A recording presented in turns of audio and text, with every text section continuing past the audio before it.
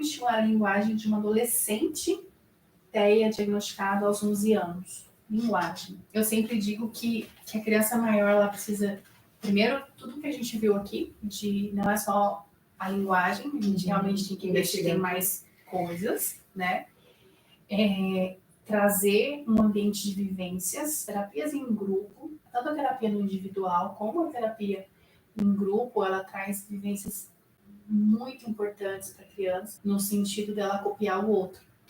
Às vezes essa criança, ela gosta de futebol, aderir ela a um treino de futebol que vai trabalhar o motor e ela vai estar brincando com outras crianças que é da idade dela, pode proporcionar a essa criança a um ganho de linguagem, Sim. de linguagem receptiva.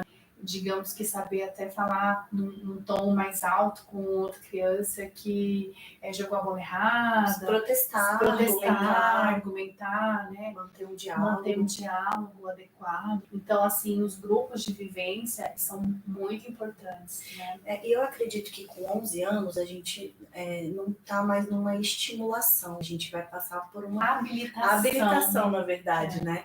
A gente vai ter que ensinar habilidades que não foram desenvolvidas, e aí é importante a gente pensar em 5 aspectos para o sucesso da fala, né? Se bem que você perguntou sobre linguagem, mas isso envolve a fala também.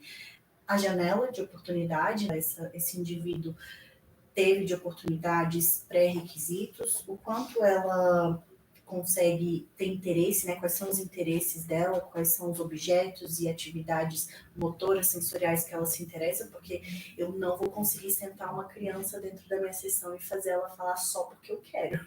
Não funciona assim. Eu preciso entender qual que é o interesse, o que ela gosta, o que deixa ela motivada.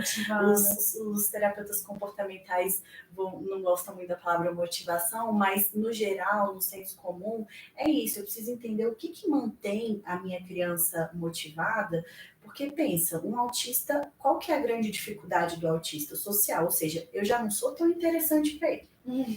Podemos começar daí, socializar. Eu já não sou a pessoa mais interessante para ele iniciar uma interação comigo.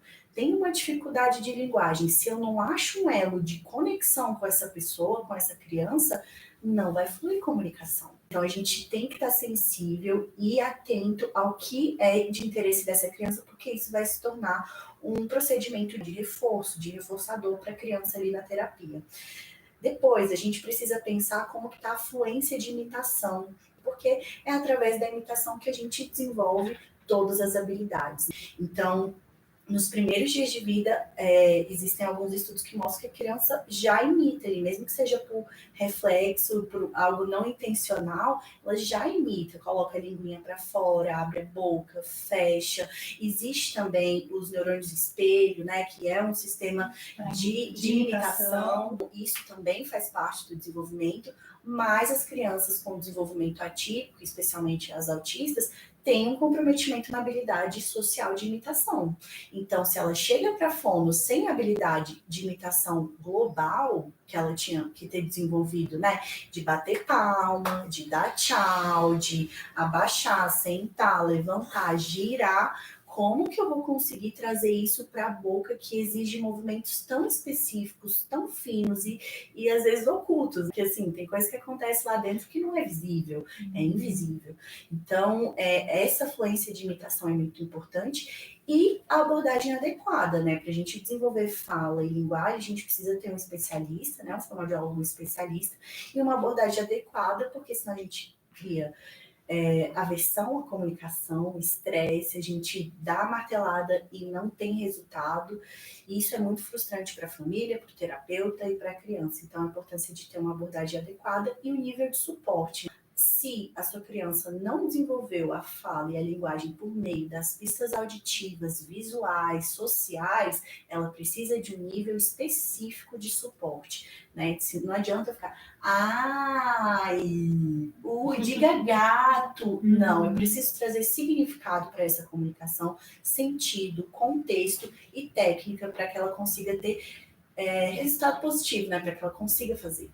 E várias coisas importantes aqui, e uma delas que a gente conversou e eu volto a repetir aqui é a criação de vínculo.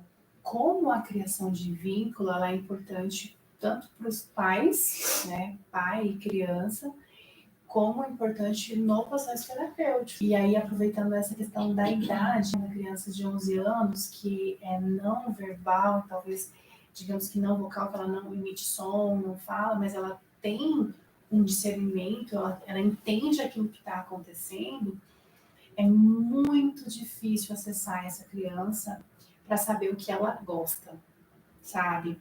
Às vezes a gente subestima, né, a capacidade que aquela criança entenda certas coisas, e aí a gente não encontra porque ela gosta, porque a gente está proporcionando a uma criança de 13 anos assistir Galinha Pintadinha. Uma criança de 13 anos, eu preciso entender o que as crianças de 13 anos estão vendo.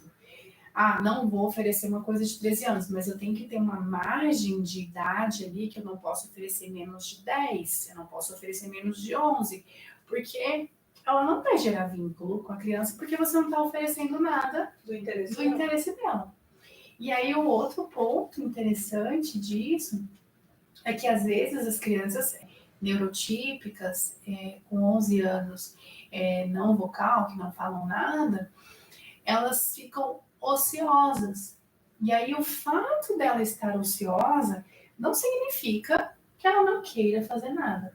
Significa que talvez não foi oferecido ainda para ela algo que chamasse o interesse dela.